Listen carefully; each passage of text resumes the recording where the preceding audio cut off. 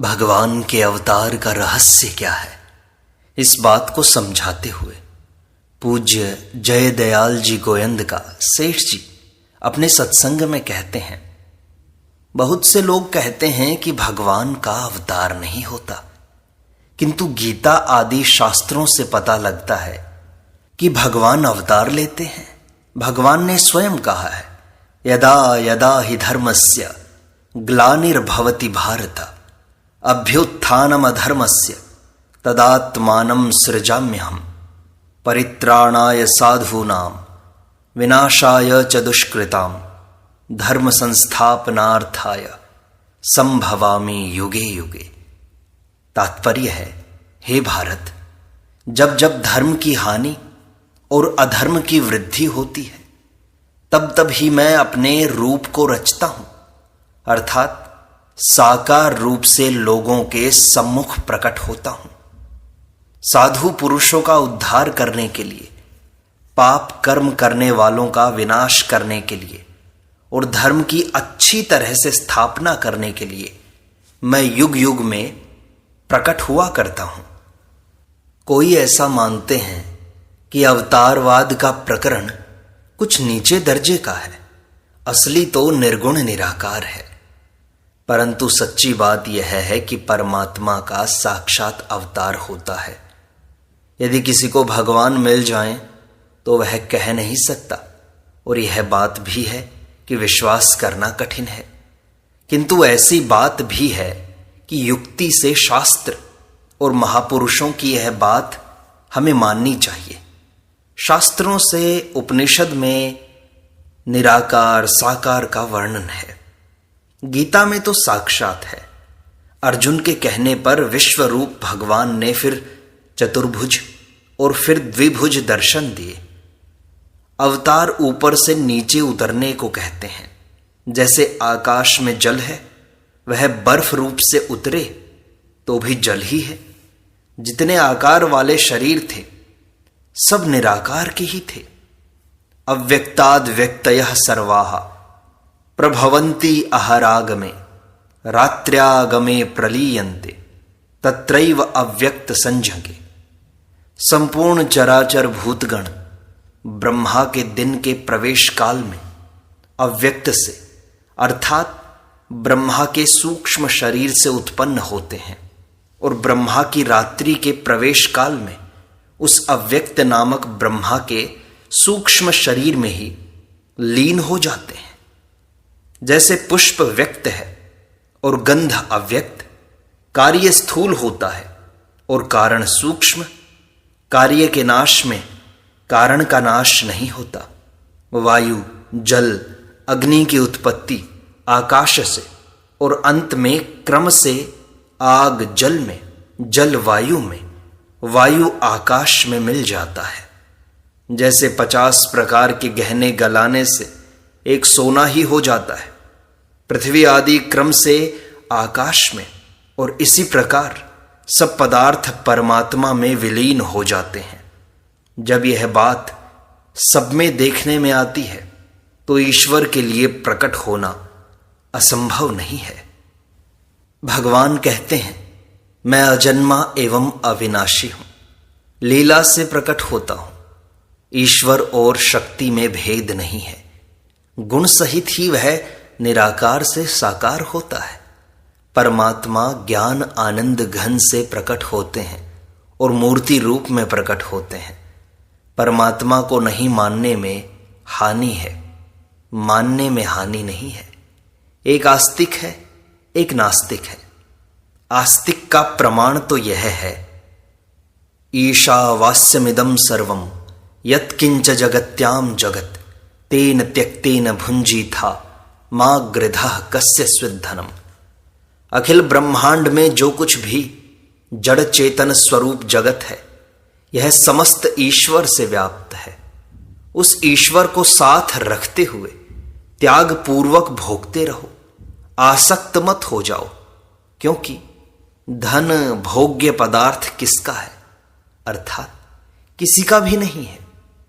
ईश्वरः सर्वभूतानां हृद्देशे अर्जुन तिष्ठति भ्रामयन् सर्वभूतानि यंत्रारूढ़ानि मायया।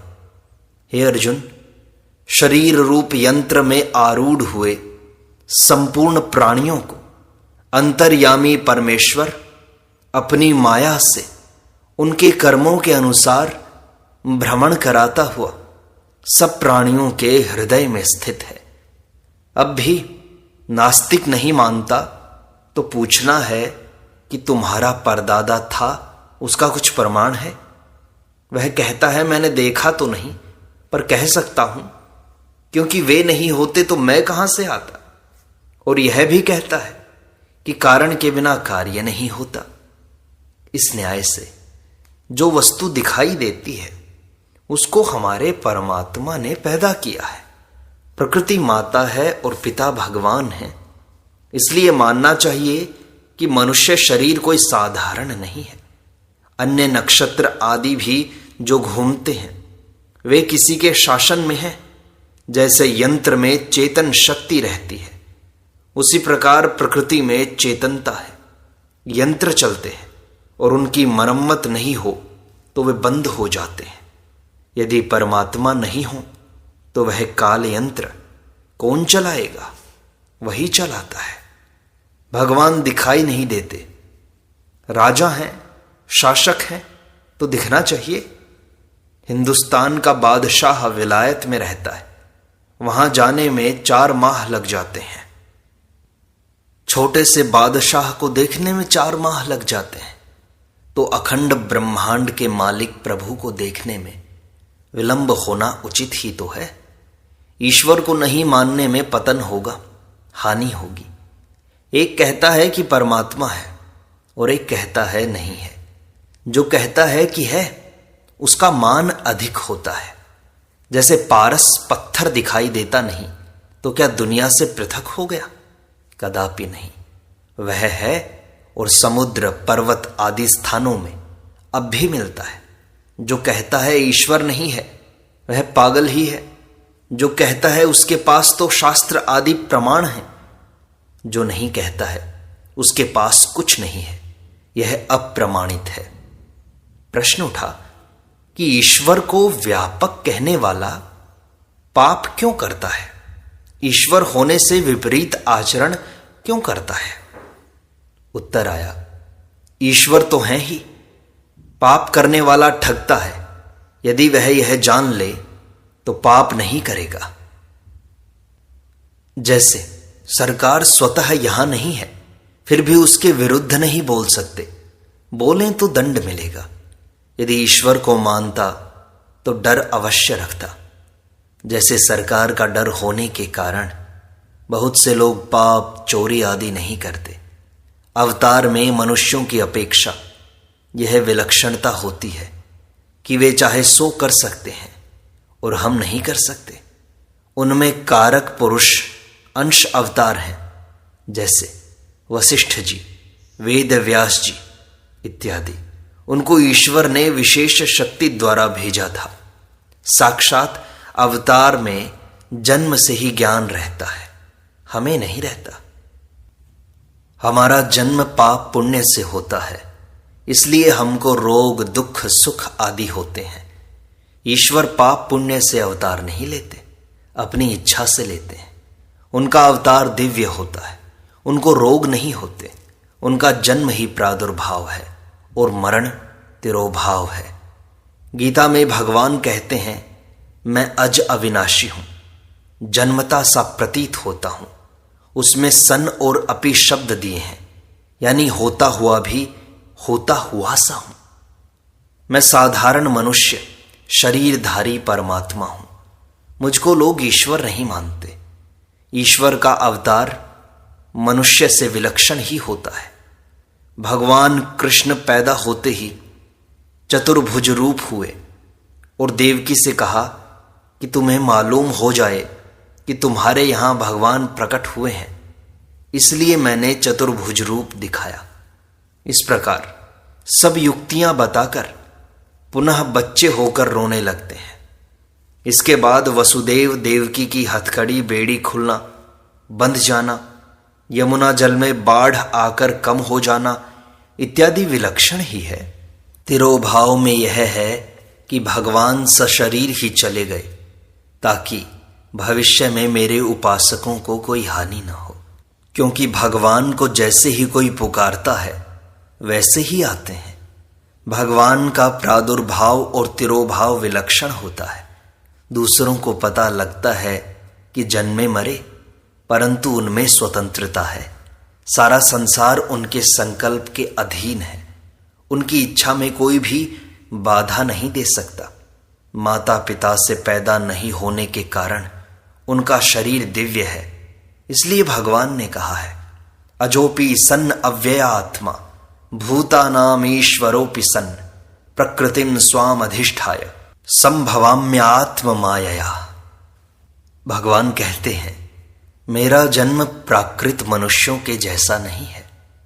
मैं अविनाशी स्वरूप, अजन्मा होने पर भी तथा सब भूत प्राणियों का ईश्वर होने पर भी अपनी प्रकृति को अधीन करके योग माया से प्रकट होता हूं। दिव्यता जानने से साधक मुक्त हो जाता है। यह भी रहस्य है। भगवान गीता में ही कहते हैं, नाहम प्रकाशः सर्वस्य योग माया समावृतः मूढ़ोऽयं नाभिजानाति लोको माम अजमव्ययम् वेदाहम समतीतानि वर्तमानानि चार्जुन भविष्याणि च भूतानि माम तु वेद न कश्चन। अपनी योग माया से छिपा हुआ मैं सबके प्रत्यक्ष नहीं होता हूं। इसलिए यह अज्ञानी मनुष्य मुझ जन्म रहित अविनाशी परमात्मा को तत्व से नहीं जानता है, अर्थात मेरे को जन्मने मरने वाला समझता है। और हे अर्जुन, पूर्व में व्यतीत हुए और वर्तमान में स्थित तथा आगे होने वाले सब भूतों को मैं जानता हूं, परंतु मेरे को कोई भी श्रद्धा भक्ति रहित पुरुष नहीं जानता है। सर्वज्ञता यह है कि मैं भूत भविष्य और वर्तमान के प्राणियों को जानता हूं। इसको योगी नहीं जानते। पातंजल योग सूत्र में कहा है, क्लेश कर्म विपाक आशयैर अपरामृष्टः पुरुष विशेष ईश्वरः। क्लेश, कर्म, विपाक और आशय, इन चारों से जो संबंधित नहीं है तथा जो समस्त पुरुषों से उत्तम है वह ईश्वर है। मनुष्य के समान क्लेश ईश्वर में नहीं होते। केवल अर्जुन को ही दिव्य बात बताई, क्योंकि भगवान कहते हैं, तू अनग है। विशेष विशेषता भागवत में दिखलाई है। ब्रह्मा जी ने बछड़े हरण की, तब कृष्ण ही बछड़े, लाठी, ग्वाल बाल सब बन गए। अवतार की विशेषता श्रुति कहती है, भिद्यन्ते हृदय ग्रंथिश छिद्यन्ते सर्व संशयाः क्षीयन्ते चास्य कर्माणि तस्मिन् दृष्टे परावरे। हृदय की अस्मिता का उनके दर्शन से भेदन हो जाता है। शंका नहीं रहती। प्रत्यक्ष वस्तु देखने पर शंका नहीं रहती। परमात्मा प्राप्त की पहचान यह है कि जो निषिद्ध कर्म करते हैं वे परमात्मा प्राप्त नहीं है। कामना वालों में वह नहीं मिलता, तथा जिसके दर्शन, स्पर्श, भाषण से ईश्वर का ज्ञान हो उसे परमात्मा प्राप्त मनुष्य समझना चाहिए। इसमें गौण बात इसलिए भी है कि जिसकी श्रद्धा नहीं होती उस पर भी दर्शन, स्पर्श, भाषण का प्रभाव पड़ जाता है। जैसे गंगा जल पीने से शरीर में शांति मिलती है, ऐसे ही उसकी सब शुद्धि हो जाती है और सब शंकाओं का अपने आप समाधान हो जाता है। उसके दर्शन से आनंद के सिवाय और कुछ नहीं मिलता। केवल आनंद ही आनंद प्रतीत होता है। उसके नेत्र और शरीर दिव्य हो जाते हैं। उसकी पलक नहीं पड़ती और वह चित्र जैसा हो जाता है। यहां तक कि वह स्तुति भी नहीं गा सकता। प्रभु सामने खड़े हैं किंतु प्रेम में मग्न है, सत्कार भी नहीं करता, आनंद में बेहोश हो जाता है। आश्चर्य करता है कि आहा, भगवान आ गए। फिर उसकी अद्भुत दशा हो जाती है। किंतु जब होश आता है तब अपने को संभालता है और प्रभु का सत्कार करता है, स्तुति करता है। कोई चाहता है भगवान चाहे सो करें, कोई चाहता है कि संसार का कल्याण मेरे द्वारा सेवा से हो जाए। मुझे वह मुक्ति नहीं चाहिए जिसमें आना नहीं पड़ता। वह भगवान से प्रार्थना करता है कि मैं तो आपके साथ ही रहूंगा। भगवान को जो जैसा चाहते हैं उनको वे वैसा ही देते हैं। वे भक्त के भाव के अनुसार बन जाते हैं। अब वह कुछ भी नहीं कहता तो भगवान स्वयं ही विचार करके आवश्यकता अनुसार उसकी व्यवस्था कर देते हैं। परीक्षा जैसे ध्रुव को दर्शन दिया तो पहले शंख छुआ दिया और वेदों का अध्ययन सिखा दिया। जब उसने सूक्तों द्वारा प्रार्थना की तब दर्शन दिया, पहले नहीं दिया। पहले तो भावना थी। जैसे सावित्री को यमराज मिले और वरदान भी सत्य हुए, किंतु उसका पति कहता है कि मुझे स्वप्न हुआ था। सावित्री कहती है सत्य बात थी, स्वप्न नहीं था। आपका शरीर सूक्ष्म था और मेरा स्थूल, मैंने देखा था। इससे घटना प्रमाणित होती है। यदि कोई झूठ माने तो उनके लिए यह प्रमाण है। राम कृष्ण परमहंस, गौरांग महाप्रभु, मीराबाई, नरसी मेहता, सूरदास, तुलसीदास, इनको परमात्मा का दर्शन हुआ है। उनको झूठ कैसे माने? निराकार उपासक को साकार मिलने की कोई आवश्यकता नहीं रहती, क्योंकि वह नहीं मानता है कि भगवान सगुण है। प्रश्न हुआ कि साक्षात्कार होने के बाद क्या होता है? समाधान दिया गया, साक्षात्कार होने के बाद जैसे सामने दीवार दिखाई देती है पर मन में भगवान होते हैं। पहले वह भावना करता है, फिर मन से प्रार्थना करता है, तब वह साक्षात दर्शन करने लगता है। जब प्रत्यक्ष मिल जाए तब यह वरदान मांग लें कि यह रूप मुझे सर्वत्र सदा सर्वदा दिखाई दे।